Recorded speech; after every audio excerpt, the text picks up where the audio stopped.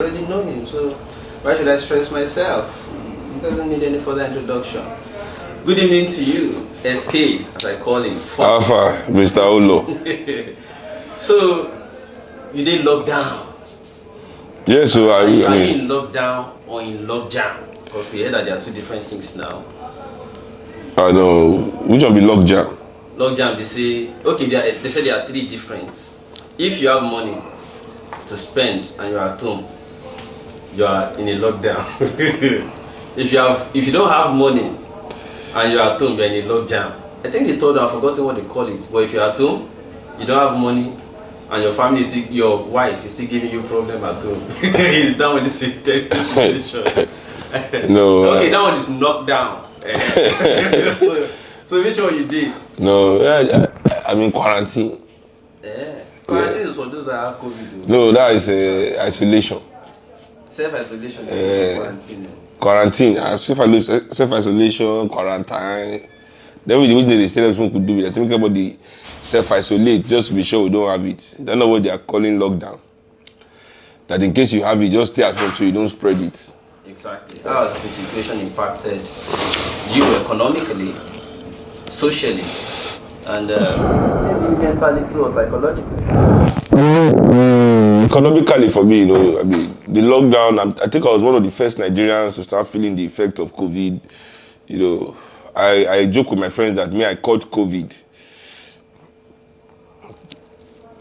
but I caught COVID the week he got to America because he started canceling my shows, and it was in one night I lost a show in Ethiopia, and and Coachella to postpone.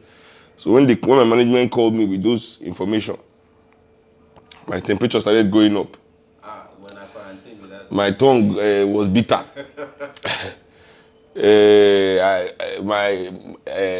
I couldn't breathe well. No, respiratory tract. I mean, all the symptoms of corona. But my own was corona of the pocket. They didn't catch me. Pocket corona day, me and the band, we lost quite a lot of money due to corona. So me, I've been kind of,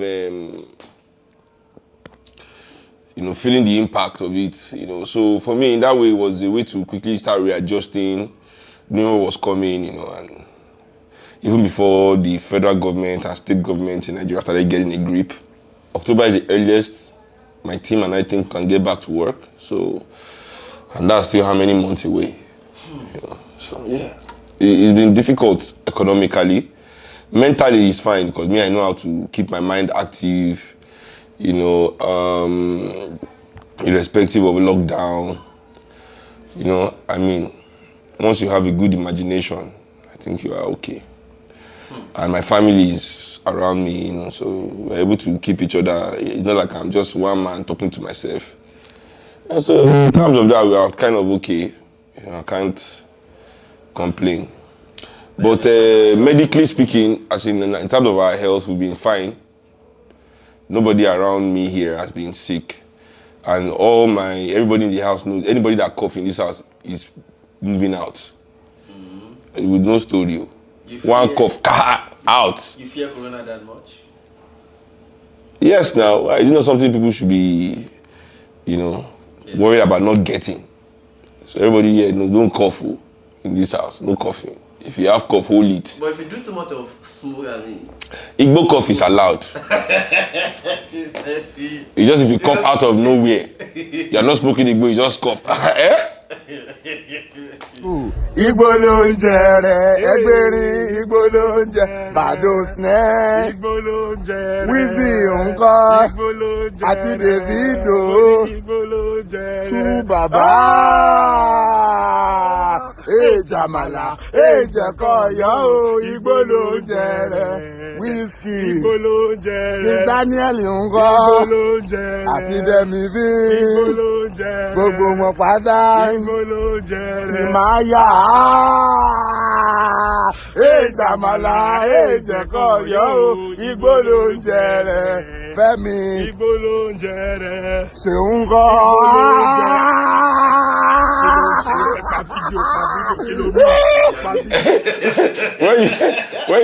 when you look at it, you should have saved enough to last you at least additional 10 years even in a lockdown. No, I can't do 10 years in a lockdown. Well, if the government do 2 years in lockdown, I think I can still, after 2 years, I'll have to join 1 million boys. Yeah. I have to join 1 million. And I think even the way all celebrities and rich people in Nigeria, and we professionals in Nigeria are handling this whole lockdown, we are trying to join 1 million boys. Because I see everybody giving money. When you don't know where the next money is coming from, you are giving the one you have away. Before you know, there's nothing left. You that you are giving, you not join people that are begging. I think also, we are trying to help all the poor people. We're trying to feed the poor instead of teaching the poor how to feed themselves, which is more sustainable. We will continue giving them like this now when there's no COVID. Because I know that if a man is only showing that he cares for me at the point of death, when I'm about to die, that means that man doesn't really care for me. So if after COVID we're not able to feed them and they are hungry, then what is the point of us doing? But I feel this is a time that Nigerian people should actually find a way to make sure that we do not find ourselves in a situation where we are begging our neighbors before we eat. Dignity is something that is important in the livelihood of a man, and the dignity of the poor people in Nigeria has been eradicated. Me seeing Nigerians queuing for a plate of rice, when as if we are living in slavery time, or this is a kind of concentration camp. See mothers, fathers with their children, and then some big people in the area are handing out plates of rice, to show the goodness of their hearts, while it's all of you and the corruption that you create in society that has made them this way in the first place. I think those of us that really care for the people in this country should now start trying to organize the people, not just give them free food.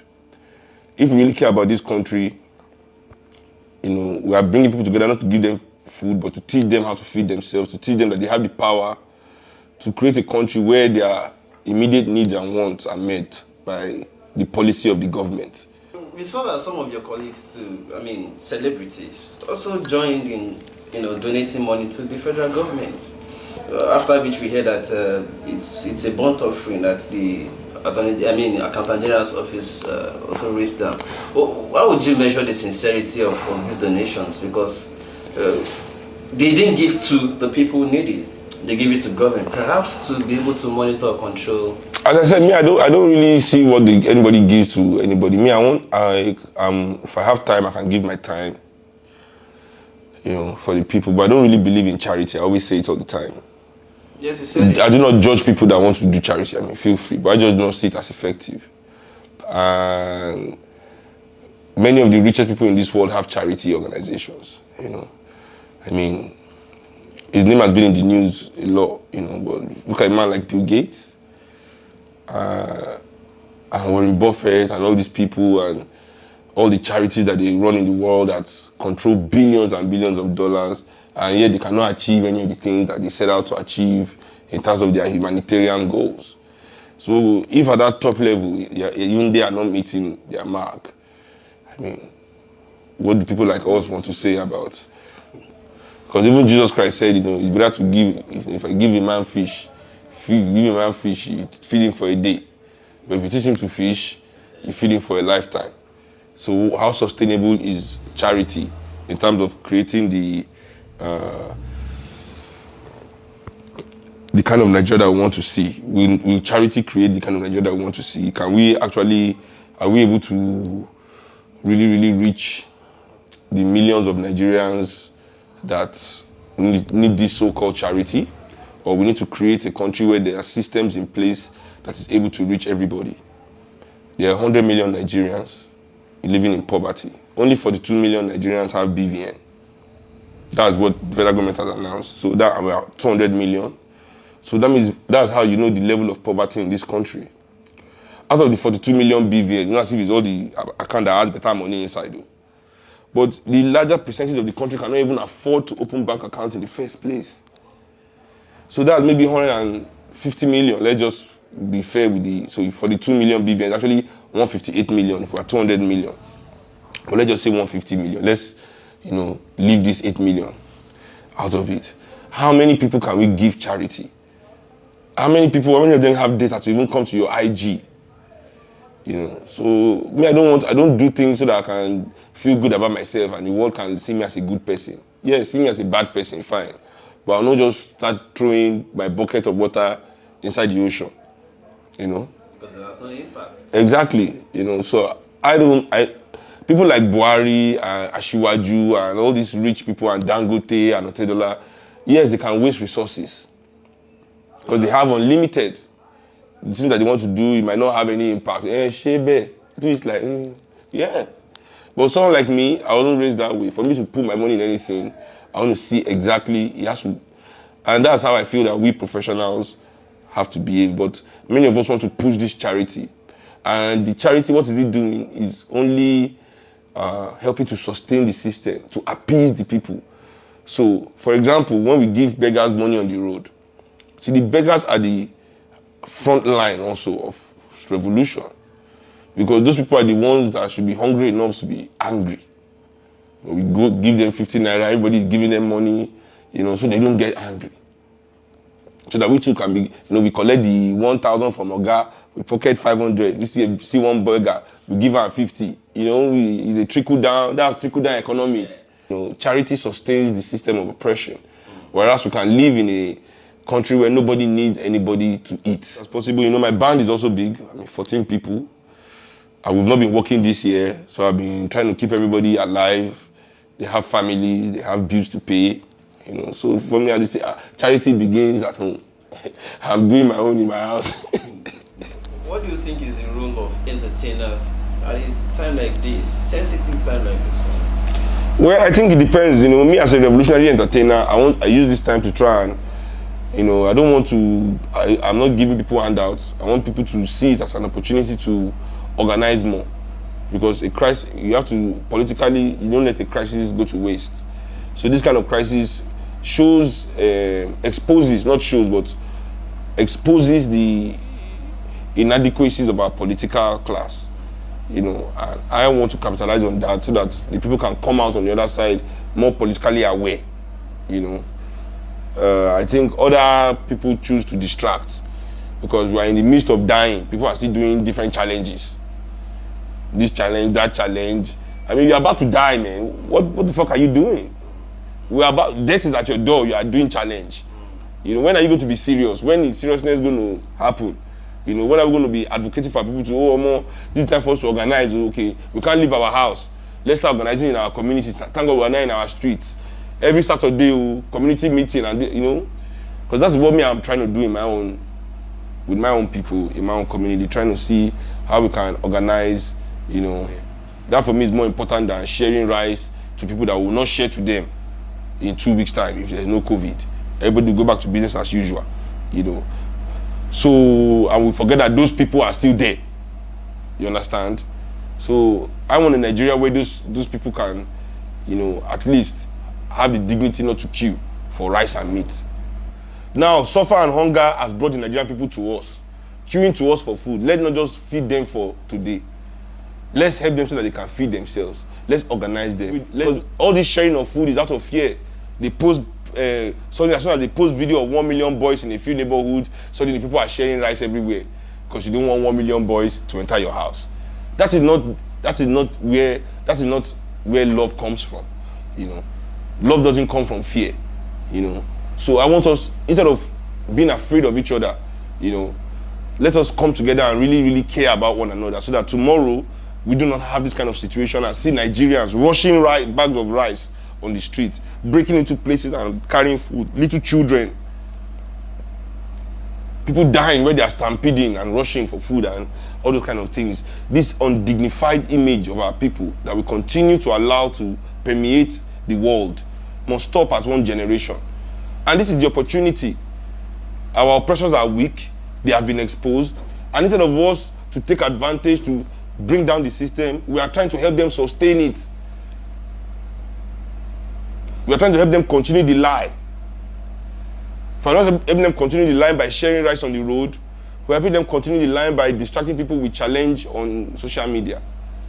Challenge that does not do anything about the system that created what we are facing in the first place. You know, the government is negligent towards its people. It doesn't really care. like what happens to Nigerian people. So this whole COVID hysteria is because COVID-19 is something that can catch anybody at any time. You know, COVID-19 does not really have, you know, it doesn't have class divide, you know, because when they're talking about social distancing in Nigeria, I'm like, the elite of Nigeria has been practicing social distancing from the poor for a long time in this country. You know, social distancing, okay, you know, class distancing. You know, that's what it reeks of elitism. A family of 4 like mine, me, my madam, our child, maybe we have 2 children now, we stay in one house, we have 5 rooms, we have swimming pool, we have this one. We can isolate, we can be fine. But when you are living in a 2-bedroom apartment, talking about face me, I face you, ordinary 2-bedroom apartment in a flat for a family of 5, it's not the same, you know, and all these celebrities, that's why I'm not posting, encouraging people about isolation and telling them, oh, look at me. Because I feel like we are mocking people. You know, we're in our nice house, you know, and then you isolate, man, you know, stay locked down, you know. I feel, you know, like people that don't have life, living in face me, I face you. I want them to just lock themselves inside their apartment all day. No, but I mean, it's not the same, you know. It's not the same. It's not the same. We need to be, you know, empathetic in that aspect, meaning that it is easier for some of us and more comfortable, you know. Our government just needs to find a way to test us. Let's find people that have it, treat them, or isolate them, you know, pull them. I mean, not everybody, but if you test large numbers, so if there's like 10 million tests done, maybe 4 million is found to have it, and you're able to at least pull that 4 million out of circulation. It goes a long way in reducing the effect, you know, and we'll be able to start seeing a decline in the numbers, you know. But without the mass testing, the government is leaving us to our own, you know, to our own fate, you know, to say, let's see how strong. And I also believe that many people have had COVID in Nigeria that we didn't show symptoms and we've reading it and we are out on the other side without even knowing it, you know. Yeah, because I had a friend, his name is Stephen Bod, and he posted his old COVID test. He was immune, he had the antibodies, meaning that he had it, but he was never sick. But he had it and he was fine. So by the time he went for his test, so he already had antibodies, you know, and he was told that he was actually in China, you know. So I mean, it's a different, and now my best friend just had it in Denmark, and he just got better. You know, he's the only person that I know that is very close to me. A few people that I know, a few of my friends in New York have had it, but the closest person to me is my best friend in Denmark. He just got his test yesterday, that it was fine. I'm interested in this particular question and what you have to say about it, because it will help a lot of people to clear that doubt as far whether their consumption habits also help them to prevent or ward off, you know, likelihood of contracting the virus. A lot of people have said, I mean, I can smoke a bowl like anything, where COVID won't take enter. No.